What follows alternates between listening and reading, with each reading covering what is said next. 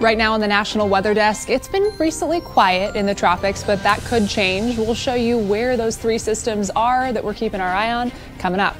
You oftentimes can't see anything because it's just clouds and heavy rain, sometimes hail that's beating on the windows. And the airplane's shaking kind of like when the brushes are hitting the side of your car in the car wash. And we'll join a group of hurricane hunters and find out what it's like to fly into the eye of the storm. Should be 12 inches tall or better, and it's, mowed at the end of May, and it's just brown. Farmers in West Virginia say it's the worst drought they've seen in 25 years. We'll find out what they're doing to try to save their crops. And it doesn't matter if you call them fireflies or lightning bugs, their populations are in decline, and it has to do with the weather. From our nation's capital, this is the National Weather Desk. Well, good morning and welcome to the National Weather Desk. I'm Emma Withrow. It's been relatively calm in the tropics recently, but there are three systems that we're keeping our eye on this morning. Meteorologist Brian Vandegraff is with us tracking those systems to see what kind of development we can expect. Brian, how's it looking? Well, honestly, as of late, we're heading right towards the peak of Atlantic hurricane season, and the tropics have been rather calm. There are three waves, one just off the coast of Africa, one about 800 miles east of the Lesser Antilles, and a third in the Caribbean Sea. As we get a little bit closer, this one that's furthest away right now, 20% chance of development over the next 7 days. The one that's about 800 miles east of the Antilles, about 10% chance. But you get a little bit closer towards the Yucatan Peninsula. This system here, about 30% chance of development right now, bringing some winds and some rain to Jamaica before heading over towards the Yucatan Peninsula. Right now, it does not look likely that these will become named storms, but if they were to get a name, we've already gone up through the E name, so the next one would be Francine. We'll continue to watch it and bring you updates as we continue to get updates from the National Hurricane Center. Thanks, Brian. Lots of much needed rain fell over parts of Texas over the past few days. The showers were speckled with downpours that caused some roads to flood.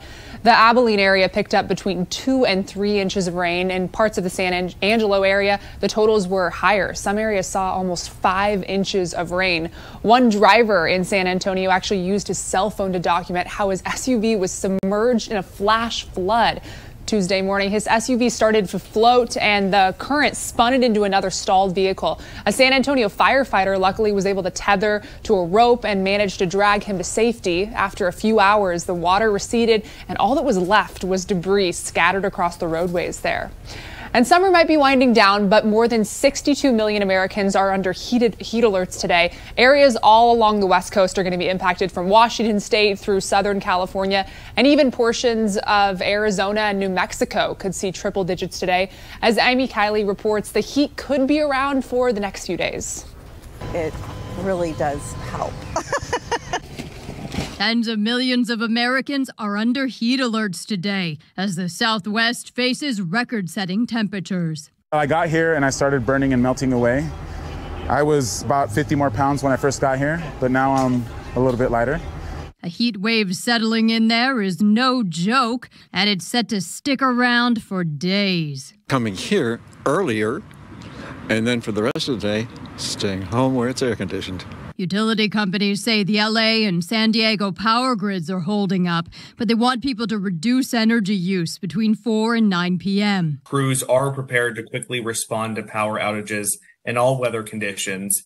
Phoenix is on a record-setting hot streak, marking 100 consecutive days above 100 degrees yesterday. Forecasters say Phoenix could set another record this week with its 55th day above 110 this year. But Labor Day can keep its title as the unofficial end of summer. Parts of the eastern U.S. are cooler than usual for this time of year. When it's hot, we sweat, and sweating sometimes feels uncomfortable, but it's necessary to keep us cool in these extreme heat conditions. Meteorologist Teresa Carter explains why we sweat. A person's internal body temperature generally hangs around 98 degrees, give or take. But if your body gets too hot, like on hot, muggy days, you sweat. Sweating is the body's natural way of cooling down when it gets too hot. When the temperatures rise, the body's sweat glands produce sweat, which moistens the skin and evaporates, drawing heat away from the body. This process is called evaporating cooling. It in turn cools your skin. This process helps keep your body temperature at a comfortable 98.6 degrees. Now, on really humid days, sweat fails to evaporate evaporate from your skin, which in turn keeps you warmer and feeling sticky. If you didn't sweat, your body could overheat and you could have a heat stroke. Now, heat strokes occur when sweat can't evaporate fast enough to cool the body. That is why on hot, muggy days, it is very important to stay hydrated and stay cool. Well, the bear fire is raging out of control. It's forced hundreds of people to evacuate in Sierra County, California. The fire scorched more than 2,000 acres since it started Labor Day afternoon. It's 0% contained. Firefighters worked on the fire from all sides, including heavy attacks from the air, using helicopters and planes. Residents who didn't evacuate said they feel better keeping an eye on their property as they watch firefighters battle the blaze. I'm seeing lots of airplane traffic attending to it. The terrain's hard to get to, and they've got a variety of things, big jets, double helicopters, and what do they call them, Hueys? Lots of traffic. You said you're pretty pleased with the air attack. Yeah, I just wish I had power and water. The Sierra County Sheriff's Office has issued a mandatory water restriction notice for the Sierra Brooks area. Outdoor watering is suspended until further notice, and they're urging residents to conserve indoor water as much as possible. Now to West Virginia, where drought is a major issue. Farmers and ranchers in the state say it's the worst they've seen in 25 years. Daniel Burbank has more on this.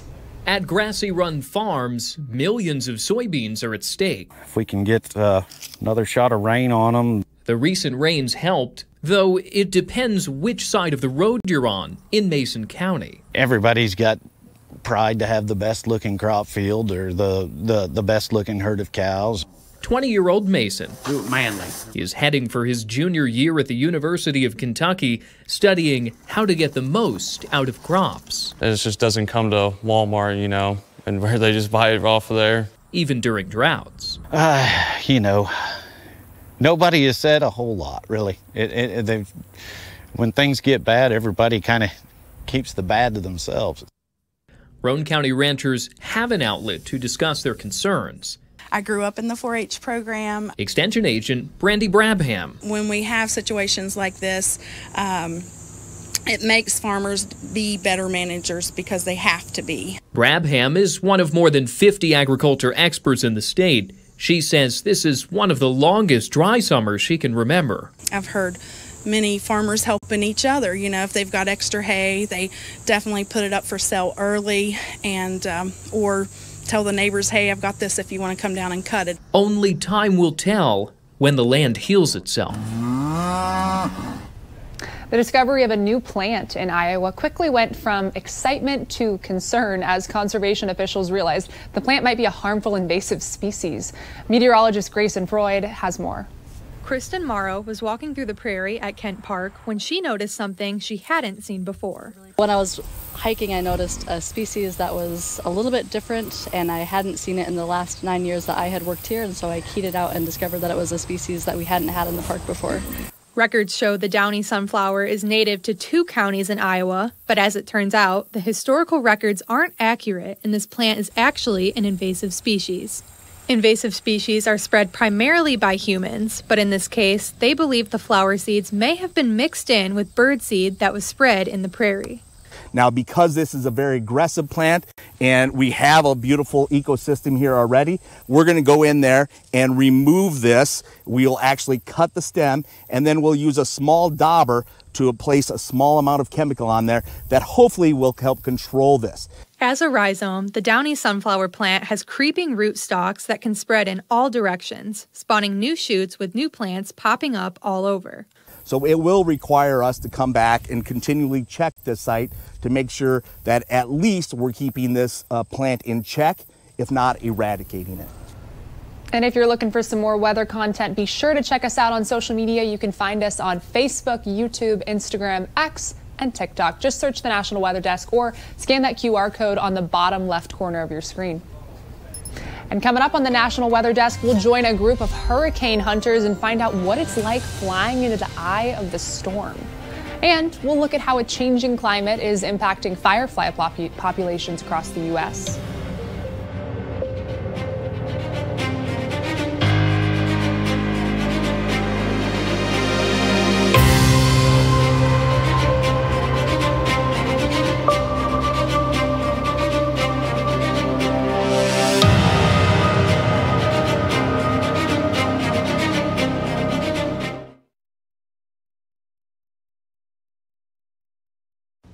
I'm meteorologist Charlie Lopresti with Look at the Northeast. We have a beautiful stretch of weather on the way in the Northeast. We have unlimited sunshine on the way again for today with temps in the upper 70s and low 80s.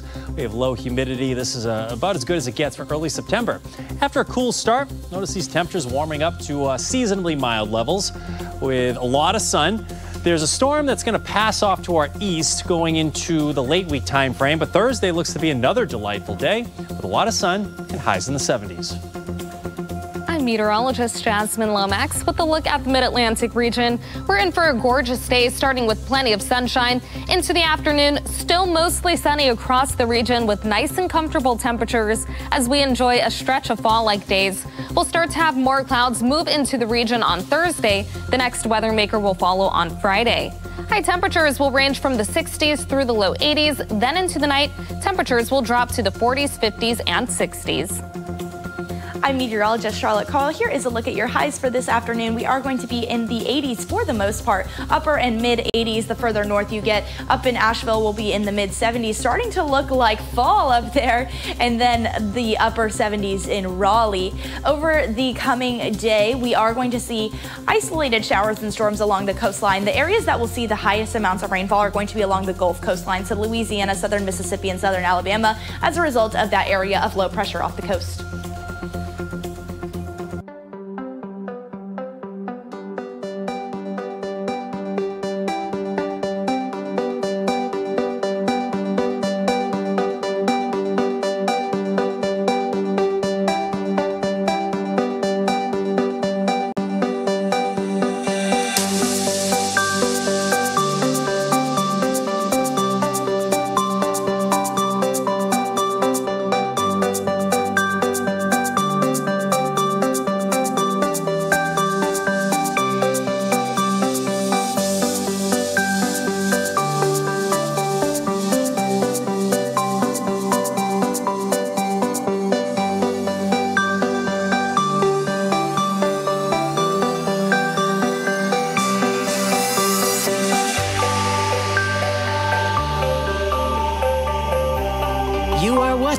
The National Weather Desk. Tracking hurricanes has come a long way. Thanks to technology, we're able to get an up-close look at them. Now hurricane hunters are a big part of gathering the information to keep people safe. So meteorologist Sonia Stevens has more on this. While most people are trying to steer clear of the storm, hurricane hunters are flying right into it. It's almost like sitting in a car wash for a few hours. You oftentimes can't see anything because it's just clouds and heavy rain, sometimes hail that's beating on the windows. And the airplane's shaking kind of like when the brushes are hitting the side of your car in the car wash. And while they are going through the car wash like weather, we rely upon radar to give that picture of where we're going and how to safely get through the storm until we then get into the eye. That's when the weather officer in the back is using their instrumentation to find the exact center of circulation. Those planes collect critical data. You know, we can look at a satellite image and estimate how strong a storm is, but until you get an aircraft in there that can directly measure the winds and the pressure, and you can send it right to the hurricane. That's the real benefit of these platforms, is they can go right to where we want them to go, sample how big the storm is. The P3 here, we're standing right under it, has a tail Doppler radar on the back of it that can measure the wind field structure, the precipitation structure. That data collected is sent back in real time to the National Hurricane Center in Miami. All that data, the flight level data, the Doppler radar data, the dropsondes that the aircraft deploy, all go into the global models, the hurricane models, and they make their forecast of hurricane track and intensity 10 to 20% better. That accuracy is key to keeping people safe. You've got to get the track right, you got to get the intensity, the structure right, to get those hazards right and to warn people, what they need to be ready for. Their next challenge is to get that information into the right hands. If we make a perfect forecast but people don't act on it, then we're not finishing the job. We want to make the forecast as accurate as we can, but we're in an era where the communication aspect is more important than ever. So water is one of Michigan's greatest resources, but the state also contains many smaller inland lakes. Meteorologist Trevor Robideau explains the work of the state's Department of Natural Resources that they do to survey those inland lakes and also the concerns that they have for their uncertain future. The Michigan DNR spends a lot of time on the water with the task of surveying the health and usability of our over-inland lakes and streams.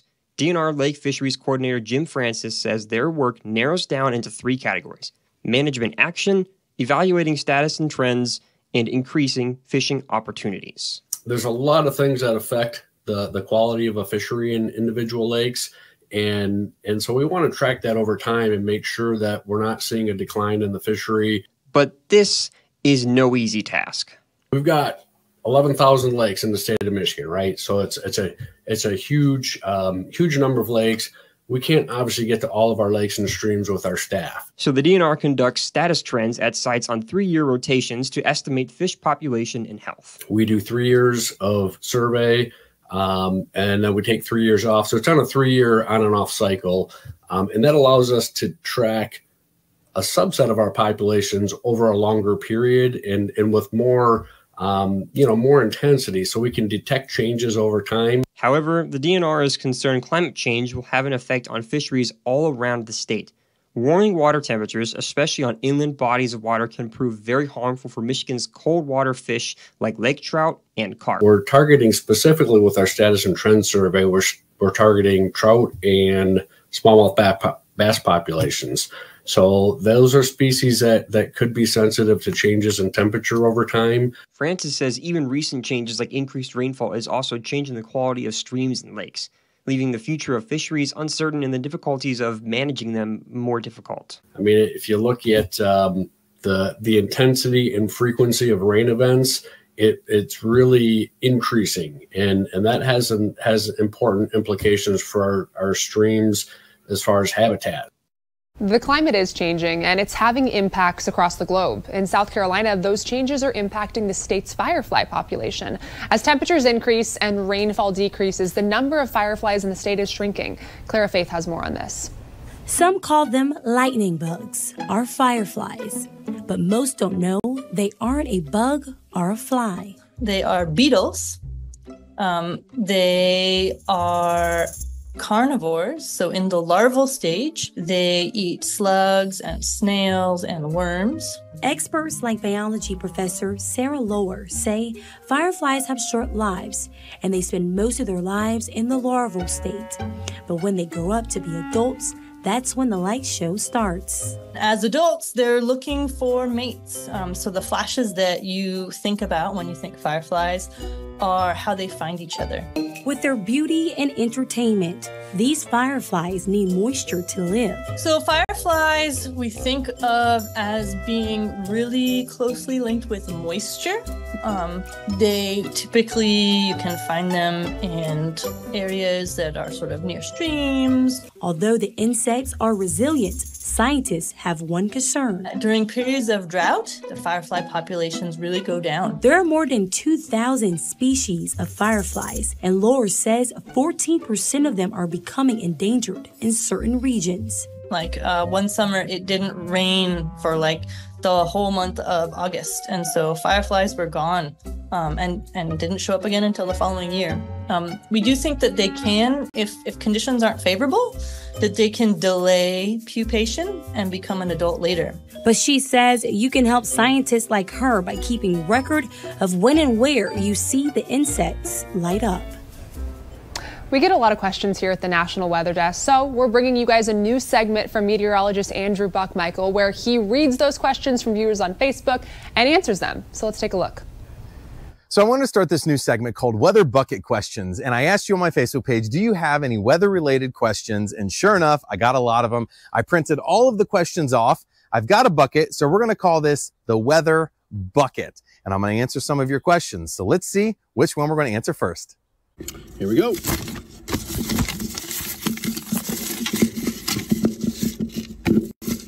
All right. Kim asks, why does rain and snow skip over Columbus, yet areas all around us get it? I have heard this from dozens of people. So basically, Kim's saying, if you live in one spot, the rain's coming right towards you, all of a sudden the rain takes a different course and goes around you, and you don't get nearly as much rain. I've never heard from someone as the beneficiary, though, where they get more rain than Columbus, where you basically have a hole in the middle. However, let's take a look at the last 3 years here.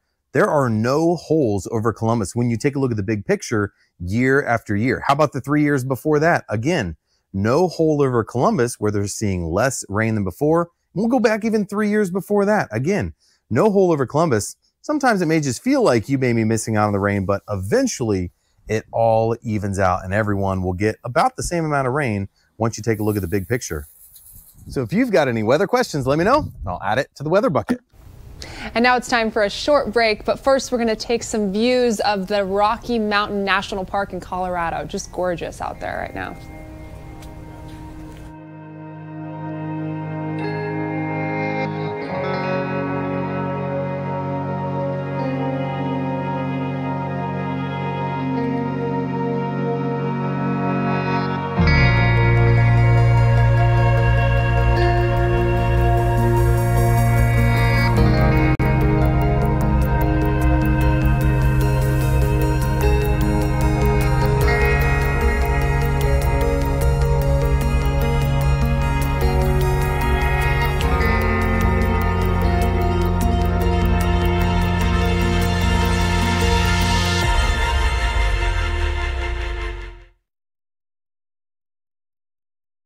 Well, a very good Wednesday morning, everyone. I'm meteorologist Andrew Buck-Michael. We have some rain that's going to slowly be moving its way across the plains over the next few days with a cold front. Out ahead of it, temperatures have been warming up over the last several days, but behind that, it's going to get a little cooler. So you can see some 80s there in the Dakotas, and then it cools down into the 70s for the next few days behind that rain. And that rain, again, continue to push its way closer to the Great Lakes and the Ohio Valley as we head into the end of the week, with high temperatures in the 70s behind that rain. Hi, meteorologist Chris Suchet. Look at our forecast today across the region, starting off with pockets of a little rain, lightning and thunder, especially down in South Texas along the Gulf Coast. And through the day, highs 70s and 80s. Also humid, and that will support showers and thunderstorms scattered across the region. And then Thursday's forecast, starting off with morning lows 60s and 70s. Afternoon high, really not that bad. And again, you see that chance from Dallas, Austin to the Gulf Coast, Houston area for showers or a thunderstorm.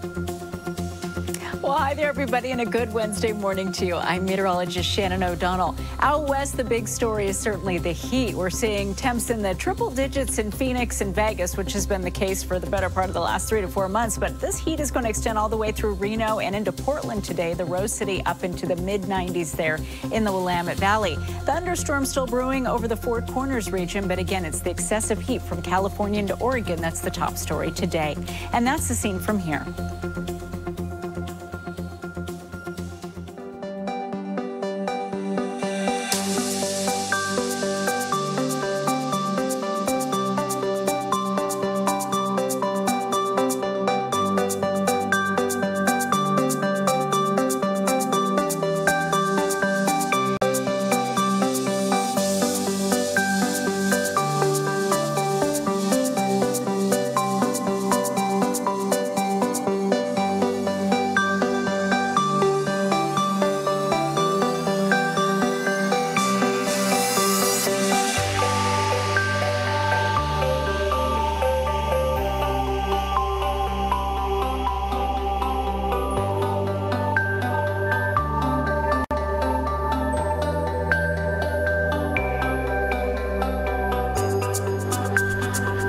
Do the number of foggy days in August dictate how many snow days the winter is going to bring? Well, meteorologist Dave Dirks explains a bit of some weather lore. Dense fog can make a travel nightmare for a slow go on the roads for sure, but it can also be beautiful. Check out these viewer pics from this summer. Here the sun is rising over Burgonsville, Tennessee as the morning fog slowly fades away. And this gorgeous shot shows fog shrouding the valley floor in Washington County, Tennessee. Now the southern Appalachians is situated in one of the more fog-prone regions of the country. Local climatology tells us that the Tri-Cities can expect more than 35 foggy days with visibility dropping to around a quarter mile or less. And according to weather lore, well, some of you may know, the number of August fogs signals how many snows we'll have this winter. So far this August at the Tri-Cities Airport, there have been 18 days of at least a light fog with 3 days of dense fog. You do the math. If 18 days pans out, we better start looking for those shovels and snow boots. If we just count the 3 dense fogs, maybe not so much snow.